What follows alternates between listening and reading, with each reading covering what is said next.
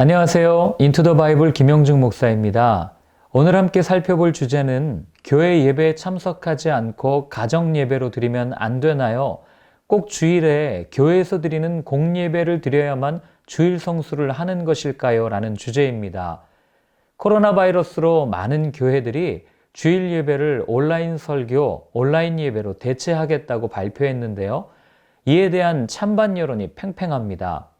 저도 어렸을 때 주일 성수는 본교회에서 해야 된다라는 이야기를 많이 듣고 자랐습니다. 그런데 대학교에 가보니 MT나 아니면 친구들과 놀러 갈 때 꼭 끼는 게 주일이에요.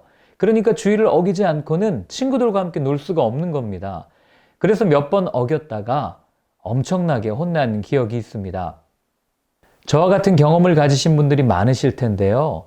주일 예배를 온라인 예배로 대체할 수 있다라고 말씀하시는 분들의 의견은 예를 들면 병원에 입원해 있거나 자신의 힘으로 스스로 교회에 나올 수 없는 사람들은 어떻게 하냐. 그리고 우리가 꼭 교회라는 건물에 갇혀서 예배드릴 필요가 무엇이 있느냐라고 주장을 합니다.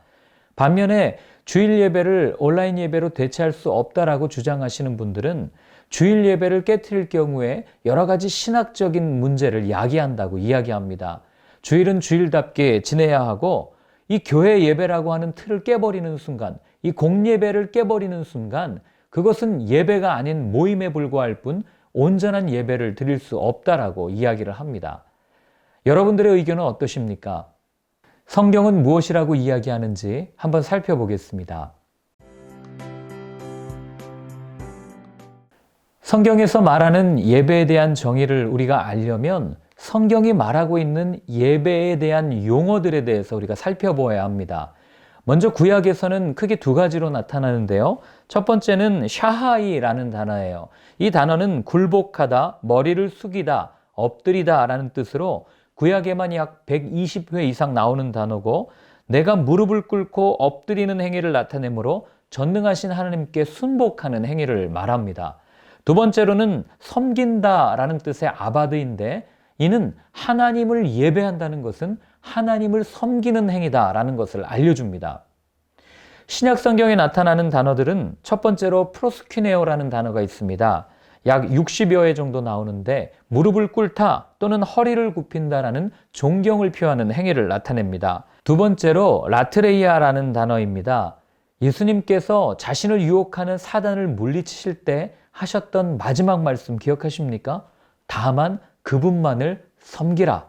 바로 여기서 섬기다라는 단어가 라트레이아라는 단어로 종으로서 상전을 섬겨야 할 신분을 가지고 있다라는 의미를 가지고 있는 단어입니다. 세 번째로는 레이투르기아라는 단어인데 예배학에서 레이투르기아는 예전 또는 의식을 나타내는 단어입니다. 그런데 이 단어의 원래의 뜻은 에바브로디도가 바울을 섬겼다라고 할 때, 또 예루살렘 교회에 헌금을 가지고 가서 섬겼다라고 할 때, 그리고 그리스도인들의 구제, 섬김을 나타내는 단어입니다. 마지막으로 호모르기아라는 단어는 죄의 고백과 찬양을 의미하는 것으로 누구든지 사람 앞에서 나를 시인하면 나도 하늘에 계신 내 아버지 앞에서 저를 시인할 것이요 라고 말씀하신 그 시인, 바로 고백을 말하는 것입니다. 성경적 의미의 예배는 하나님 앞에서 나 자신을 의지하는 자존적 자세를 버리고 나는 이제 하나님 없이는 아무것도 할 수 없습니다라는 의존적 존재라는 것을 인정하고 하나님을 경배하고 하나님의 말씀에 순종하는 것이 나의 삶의 근본입니다라는 것을 드러내는 것이 예배입니다. 신기하게도 장소와 관련된 내용은 하나도 나오지 않습니다. 그럼 이렇게 질문합니다. 아니 솔로몬도 성전을 지어서 하나님께 내어드렸는데 그것은 무엇입니까? 라고 질문합니다. 맞습니다. 그래서 제가 역대하 7장 12절부터 16절을 한번 읽어드리겠습니다.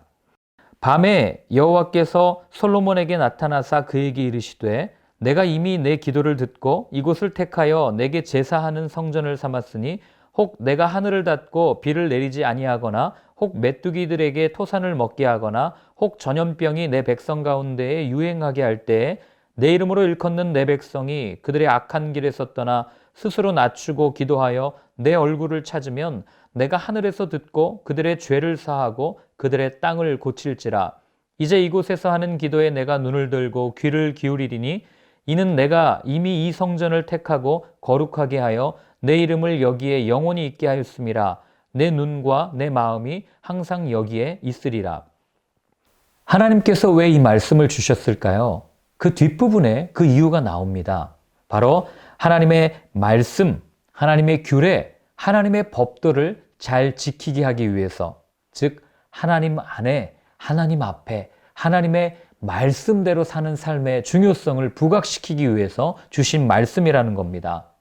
따라서 하나님의 임재, 하나님의 존재가 중요하지 솔로몬 성전이 중요한 것이 아니라는 거죠. 즉 솔로몬 성전은 예배 처소 그 이상, 그 이하도 아닌 겁니다. 313년 기독교가 공인되면서부터 성도들이 몰리기 시작합니다. 그러니 기존에 드리던 식탁교제나 아니면 가정예배와 같은 이런 형태는 더 이상 많은 수의 성도를 수용할 수 없게 된 거죠. 그러니 자연스럽게 함께 모이는 공예배 형태의 예배가 생겨나게 되었습니다. 그러다 보니 관계 중심적이고 교제 중심적인 예배가 예전 중심의 예배로 바뀔 수밖에 없었던 겁니다. 그 뒤로는 공예배만 예배고 가정예배나 이런 식탁에서 드리는 식탁교제의 예배는 예배가 아닌 부수적인 예배로 인식될 수밖에 없는 환경이 조성된 겁니다.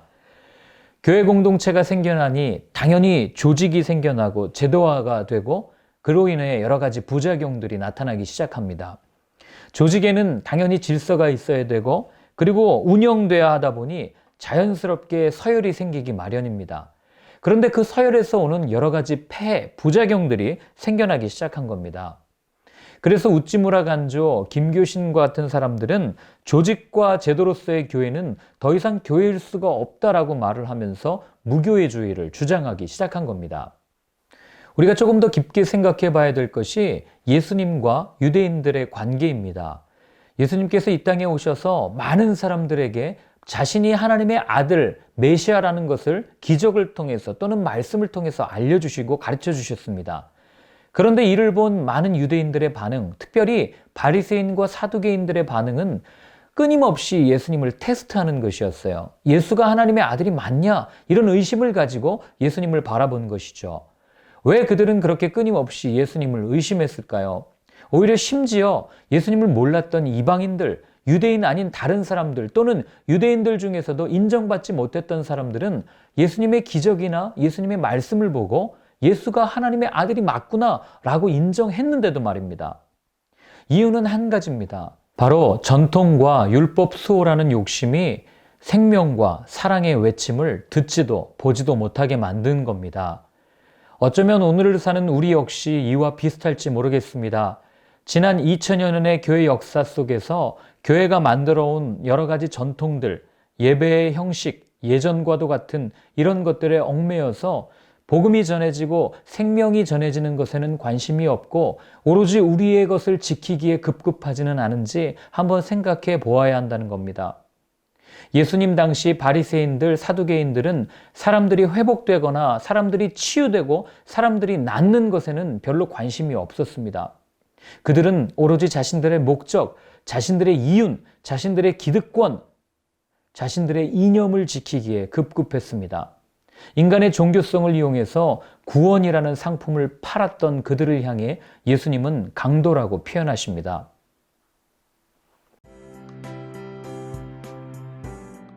해봐서 알겠지만 우리가 혼자 신앙생활을 하는 것이 얼마나 어렵습니까? 나 혼자 성경책을 읽고 또 경건하게 생활을 하고 늘 하나님을 내 마음에 모시고 성령님과 함께 동행하는 삶을 살고 싶지만 현실에 서 있는 우리의 모습은 늘 초라하고 늘 넘어지고 경건의 모양은 있지만 경건의 능력이 없을 때가 얼마나 많은지 모릅니다. 그래서 하나님께서 우리에게 허락해 주신 것이 바로 공동체입니다. 교회죠. 성경도 보면 하나님께서 개인을 불러서 개인에게 메시지를 주신 것 같지만 그러나 성경 전체 맥락을 보면 구약 성경 전체에서 이스라엘 공동체 그리고 신약에서는 예수님의 제자 공동체 그리고 교회 공동체 그리고 더 나아가서 하나님 나라 공동체를 위해서 하나님께서 말씀을 주셨다는 것을 알게 됩니다.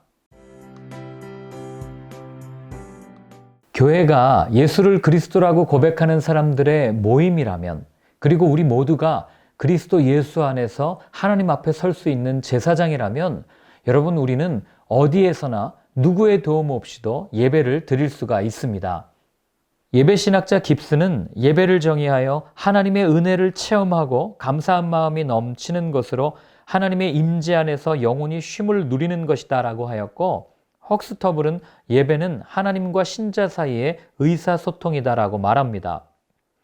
그렇다면 예배는 하나님의 은혜를 깨닫고, 그리고 그에 대한 사랑과 감사의 마음을 표시하고 하나님께 받은 사랑을 내 안에만 고이게 하지 않고 이 사랑을 가지고 우리 주위에 있는 이웃, 우리의 형제, 자매들과 그 사랑을 실천하는 삶, 바로 이것이 진정한 예배 아니겠습니까? 성도가 교회라는 고백과 그리스도의 교회는 하나라는 진리를 실천하는 삶이 그리스도인의 삶이라는 것을 잊지 않았으면 좋겠습니다. 그곳이 가정이든 직장이든 교회이든 어디에서든 말입니다.